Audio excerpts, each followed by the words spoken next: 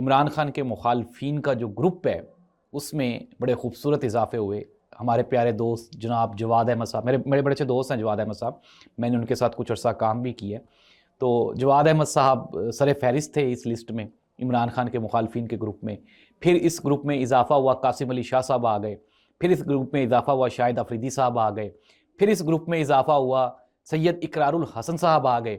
और अब एक और इजाफा हुआ, इंजीनियर मोहम्मद अली मिर्ज़ा साहब भी आ गए।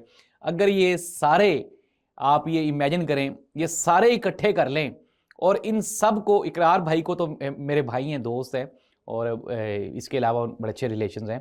तो इकरार भाई कहेंगे कि किस लिहाज से, तो मैं बताऊंगा जब अगर हम मिलेंगे तो फिर बता दूंगा। तो इकरार भाई को तो 4 वोट कम से कम पड़ेंगे, 3 भाभियों के और 1 इकरार भाई का 4 वोट हो गए इकरार साहब के। जवाद अहमद को 4 भी नहीं पड़ते।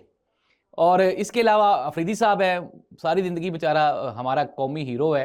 अनडाउटेडली ये और बात है कि जितने मैचेस है उससे ज़्यादा 0 पे आउट हुए। तो वो जो बात है पहले कवर थी, लेकिन जब इमरान खान की मुखालफत शुरू की तो वो भी खुल गई।